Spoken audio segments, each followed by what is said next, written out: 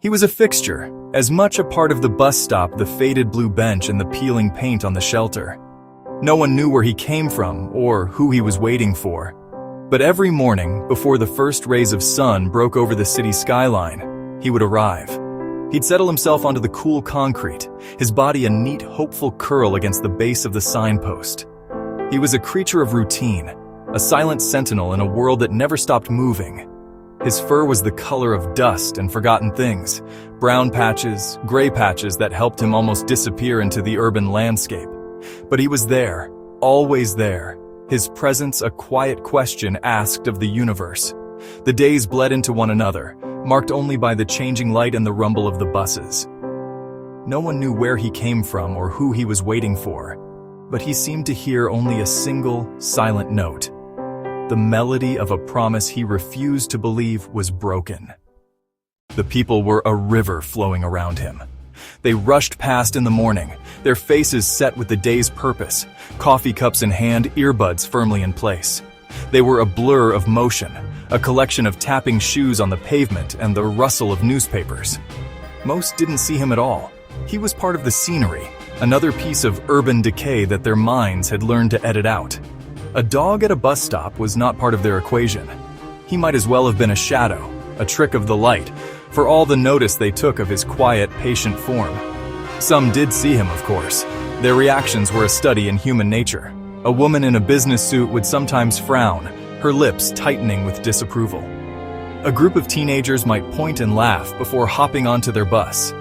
They saw a stray, a dirty animal, not a creature with a heart that was slowly breaking. An elderly man might stop, his own eyes clouded with a different kind of sadness, and murmur, "Poor fellow," before shuffling on his way. His gaze a silent plea for acknowledgement, for one person to see not just a stray dog, but a soul who was waiting to be found. The rain came often, a cold, persistent drizzle that soaked his coat the world 100 shades of gray. He huddled deeper into the meager shelter, trembling with loneliness. Water ran in rivulets down the glass, distorting the faces of the people waiting, making them look like watery ghosts. He watched drops collect on the tip of his nose, each one a tiny, heavy weight, like a tear he couldn't shed. He was growing thinner, the angles of his body more pronounced beneath his matted fur. The weight was taking its toll, physically and spiritually, carving a hollow inside him. Sometimes, in the quiet moments between buses, he would rest his head on his paws. He would let out a long, slow sigh.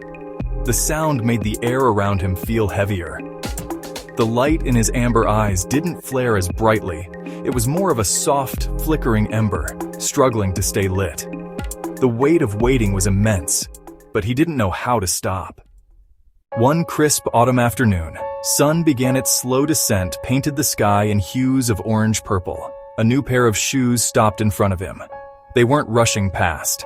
The dog slowly lifted his head, his tired eyes tracing the line from the shoes up a pair of faded jeans to the face of a man.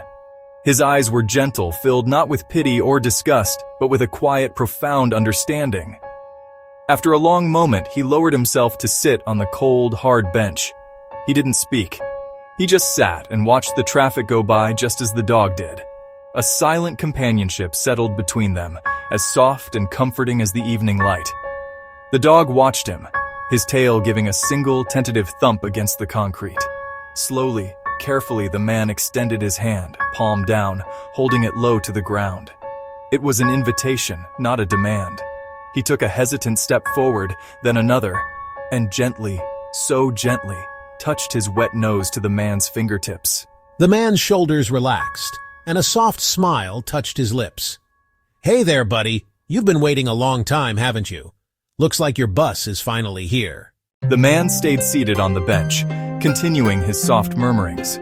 He rested his head on the man's knee, a gesture of complete and utter surrender.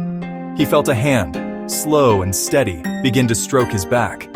He closed his eyes and leaned into the touch, a deep sigh escaping his chest, not of sorrow but of release. Finally, the man stirred. "All right, let's go." He didn't have a leash, of course. He didn't need one. He simply took a few steps away from the bus stop, in the direction of a quiet side street. The dog watched him, his amber eyes wide, He looked back at the bus stop, his post for countless days and nights. It was the only home he had known. The dog took a hesitant step, then another, leaving the shelter behind. He walked with a new purpose, his gait no longer a tired shuffle, but a hopeful trot. He kept close to the man's side, their shadows merging into one long shape in the fading light. He saw the warm lights glowing in the windows of houses. He was no longer a watcher at the edge of the world. He was a part of it. The wait was over. He was at long last on his way home.